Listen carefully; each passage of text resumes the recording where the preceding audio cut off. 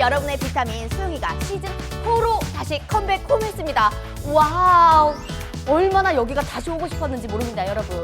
어려운 의학 정보를 쉽고 재밌게 풀어보는 시간이죠. 오늘도 15분 투자로 활기찬 일상을 설계해 보도록 할까요? 내 몸을 지키는 건강한 실천, TV 홈닥터 더나은 클리닉 지금 바로 시작합니다. 와, 정말 해가 바뀌고 봄이 와서 그런가요? 나른하고 졸리고 그렇거든요. 이게 바로 만성피로, 충곤증이 아닐까 싶은데요. 오늘 이 충곤증을 해결해 주실 분을 모셔봤습니다. 바로 첫 회 게스트죠. 우리의 최고의 마스터트 선생님 나와주세요.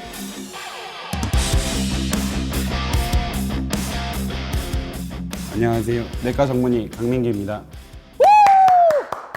선생님, 아니 오랜만에 또 이게 첫 회로 등장을 하셨잖아요. 예. 그만큼 여기에 이렇게 뭐 지분이 좀 많은 느낌인데 네. 워낙 인기가 많다 이런 느낌이거든요. 선생님 어떻게 인기를 좀 실감하고 계셨나요 지금까지? 네. 자주 가는 그 정육점 아저씨께서 저를 알아보고 정말요? 네. 고기를 더 맛있는 걸 주셨습니다. 오, 더 좋은 부위로 주셨나요? 네네. 와, 이게 바로 인기를 실감하는 건데 선생님 지금 약간 텐션이 많이 떨어지셨는데 네네. 혹시 지금 충곤증이 오신 건가요? 그런 것 같기도 합니다. 아 근데 정말 정말 궁금한 게 이 네. 충곤증도 질병의 하나일까요? 질병이라기보다는요. 이제 봄이 되면 따뜻한 봄이 되면 나른하고 피곤한 걸 우리가 충곤증이라고 하는데요. 의학적으로 명확한 원인이 밝혀진 바는 없으나 겨우내 추위에 움츠려들었던 몸이 따뜻한 봄에 적응하면서 생기는 일련의 과정으로 보고 질병까지는 아니고 누구나 생길 수 있는 증상으로 보고 보통 2주 전후로 되면 없어진다고 합니다. 아, 그런데 이런 경우가 있잖아요. 충분히 쉬어도 피곤이 가시지 않는다면 이 피곤은 어떻게 하는 걸까요? 충곤증일 수도 있지만 이게 충곤증이 조금 전에도 말씀드렸듯이 2주 이상 지속되는 경우는 그렇게 흔하지 않고 특히 이제 한 달 이상 이런 피로가 지속된다면 갑상선이나 아니면 간 기능 아니면 빈혈이나 당뇨 다른 질병이 생긴 건 아닌지 확인해 보는 것이 좋습니다. 아, 지금 선생님 이야기를 들어보니까 딱 이런 노래가 생각이 나는데요. 하나, 둘, 셋, 넷. 간 간 때문이야, 간 때문이야. 피로는 간 때문이야. 와, 역시 또 이렇게 선생님과 합을 1년 동안 맞췄더니 바로 눈만 보셔도 척척 아시네요.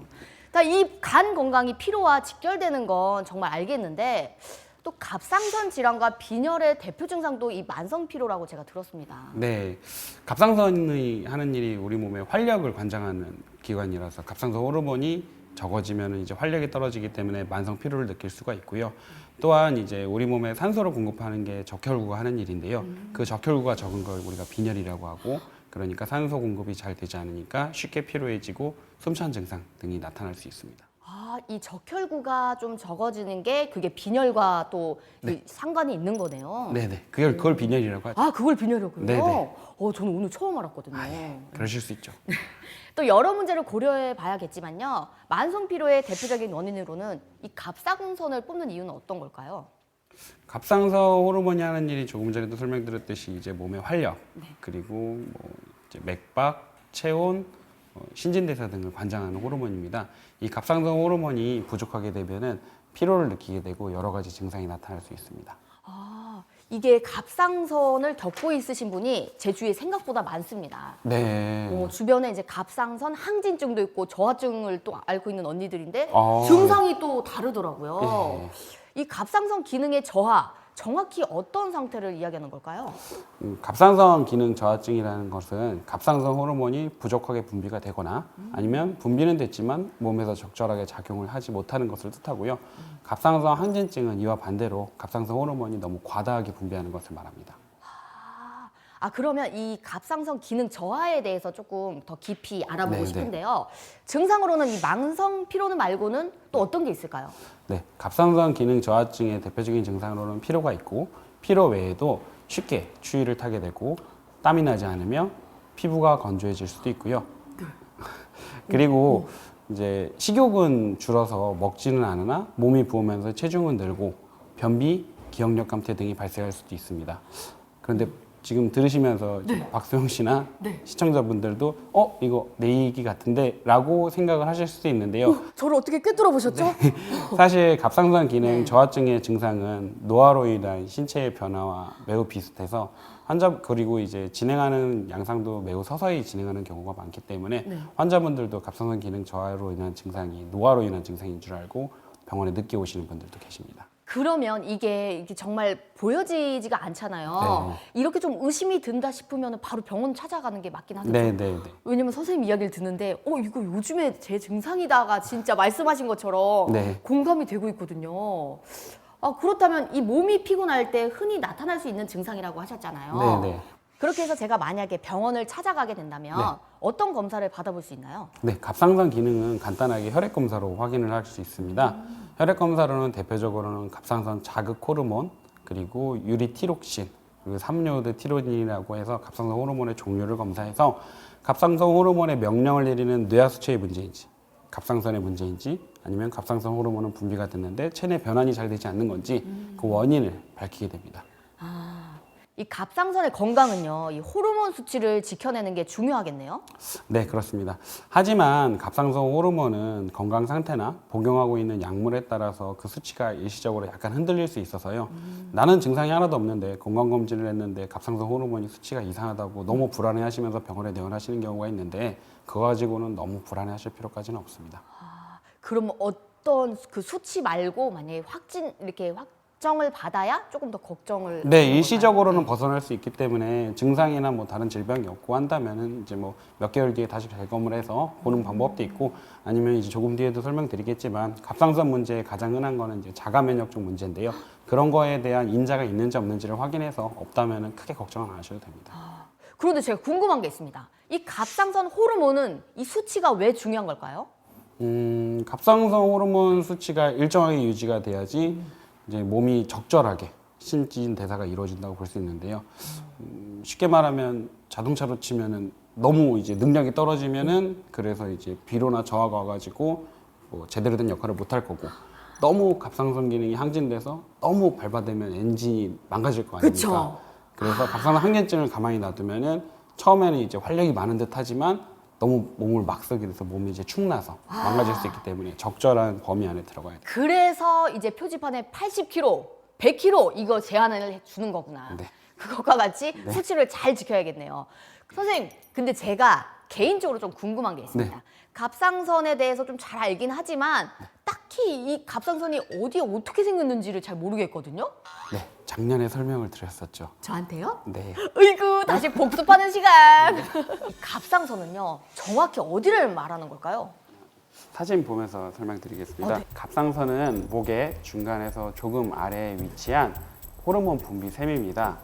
가로 세로 5cm 크기의 나비 모양의 장기인데요. 일반적으로 정상인에게는 잘 만져지지도 밖에서 보이지도 않습니다.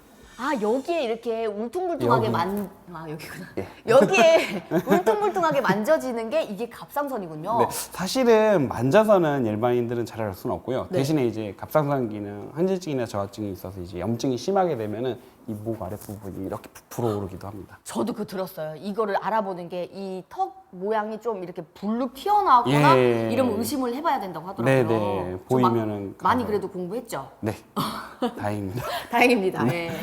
또 이 갑상선 기능 저하증의 원인이 뭔지 정말 궁금하거든요. 갑상선 기능 저하증의 가장 흔한 원인은 하시모토 갑상선염이고요. 그리고 이제 수술 같은 걸로 갑상선 암 때문에 수술로 갑상선을 절제해서 생기는 경우도 있고 선천적으로 갑상선 호르몬 분비에 문제가 있으신 분들이 있는 경우도 있습니다. 지금 말씀해주신 이 하시모토 갑상선염의 정체는 어떤 걸까요? 염증의 일환인가요? 하시모토 갑상선염은 우리 몸이 내 몸의 면역 체계가 갑상선을 적으로 인지하고 서서히 내 몸의 면역 체계가 파괴시키는 자가 면역 질환입니다. 그러니까 이 몸에서 얘를 못 받아들이는 거군요. 네, 그렇게 볼 수 있죠. 약간 틀리면 틀리다고 얘기해 주셔도 됩니다. 뭐 받아들인다기보다는 네. 서서히 미워하게 되는 거라고. 얘랑 등을 진다. 네, 네. 원래 공존하면서 살아야 네. 되는데 얘네를 갑자기 등져버리는. 네, 맞아요. 그렇게 해가지고 아까 전에 말한 갑상선 항체가 있는 게 그 적으로 인지했다는 증거. 그렇다면 이 갑상선암 등의 수술을 받았다면 갑상선 기능 저하에 대해서 조금 더 주의를 기울여야겠네요. 네, 당연히 이제 수술로 갑상선 전체를 다 떼버리면 호르몬을 분비할 갑상샘이 없기 때문에 갑상선 호르몬을 보충해 줘야 되고요. 또한 이제 부분적으로 갑상선을 절제하시는 분들이 있는데 그런 경우에는 이제 갑상선 기능이나 아니면은 그 당시에 갑상선 암의 정도에 따라 가지고 갑상선 호르몬을 보충하는 경우도 있고 아닌 경우도 있습니다. 오늘의 주제 만성 피로와 갑상선 기능 저하증, 지금까지 주요 내용 다시 한번 짚어보도록 하겠습니다. 선생님, 제가 질문을 몇 가지 드려보도록 하겠습니다. 만성 피로를 동반하는 질병은 어떤 것이 있을까요? 우선 대표적으로 갑상선 질환, 간 기능의 문제, 빈혈 등이 있을 수 있습니다. 빈혈도 만성 피로와 또 연관이 있는 거네요. 또 갑상선 호르몬에 문제가 생긴다면 어떤 질환으로 나타날까요? 갑상선 호르몬이 부족하면 갑상선 기능 저하증이 발생할 수 있고요. 갑상선 호르몬이 너무 과다하게 분비되면 갑상선 기능 한진증이 발생할 수 있습니다. 그리고 총정리, 갑상선 기능 저하증의 가장 큰 원인은 이것 때문이다? 하시모토 갑상선염. 그렇죠. 또 이 갑상선 기능 저하증의 증상으로는 어떤 게 있을까요? 우선 피로, 그리고 변비, 기억력 감퇴가 있을 수 있고요. 뭐 객관적으로는 이제 환자분들이 이제 추위를 많이 타게 되고 그리고 땀이 덜 나게 되면서 피부가 건조해질 수 있습니다. 제가 아까 또 공감했던 그 이야기, 건조한 그 이야기, 이렇게 중간 점검을 하나씩 쏙쏙 해보니까 좀 더 귀에 박히고 또 기억이 오래 남는 것 같습니다. 이러니까 또 집중하게 됩니다, 선생님. 이거는 절대 까먹지 않도록 하겠습니다. 네. 그리고 갑상선 기능 저하증을 진단받았다면요, 이 치료가 필수겠죠? 저하증인데 만약에 이제 약간의 저하고 그리고 아까 전에 말씀드린 갑상선 항체라는 게 존재하지 않고 그리고 몸에 다른 문제가 없고 증상이 없다면 치료를 안 하는 경우가 간혹 있는데요. 대부분 치료를 하게 됩니다. 치료는 먹는 약을 먹어서 보충해 주게 되고요. 이 약만으로도 개선이 될까요? 네, 호르몬제를 매일 아침에 복용해 주면은 일상생활 하시는데 별 문제가 없습니다. 제 주변에도 이 갑상선 때문에 고생하시는 분들이 많다고 했잖아요. 네. 정말 약을 하루하루 계속 챙겨 드시던데 네. 이러다가 조금씩 이렇게 뭐 띄엄띄엄 먹게 되면은 이 약 효과가 그래도 있을까요? 잊어먹었으면 그래도 다음 날이라도 먹는 게 낫죠. 그렇죠. 꼭 네. 챙겨 먹는 게 중요하겠죠. 네. 또 치료 시에 주의가 필요한 환자가 있을까요? 네, 갑상선 기능 저하증 환자의 경우 이제 갑상선 호르몬을 보충해 주게 되는데요. 고령이나 심혈관 질환이 있으신 분들은 본인이 필요한 양보다 갑상선 호르몬을 많이 넣어주게 되면 심혈관 질환을 발생시키거나 악화시킬 수 있어서 주의를 요합니다. 그렇다면 이 치료 후에도 평생 관리가 필요할까요? 네, 대부분 이제 평생 관리를 하셔야 됩니다. 정말 한번 걸리면 괴로운 질병이네요. 그럼 또 어떤 관리가 필요할까요? 주기적으로 우선 병원에 오시면요. 담당 선생님께서 주기적으로 혈액 검사를 한다든지 갑상선 초음파를 한다든지 해서 관리를 잘 해주실 겁니다. 만성 피로에 시달리고 계신가요? 이유 없이 체중에 변화가 생겼다고요? 피부가 건조하다고요? 갑상선 호르몬에 이상이 생겼다는 신호입니다. 나를 위한 건강한 습관 TV홈닥터 더 나은 클리닉, 오늘은 여기서 인사드리도록 하겠습니다. 자, 시즌4의 첫 방송의 첫 게스트 아니겠습니까? 그럼 저를 위해 축하 노래 부르면서 오늘 클로징 해보도록 하겠습니다. 하나, 둘, 셋, 넷. 축하합니다. 축하합니다. 시즌4 오픈을 축하합니다.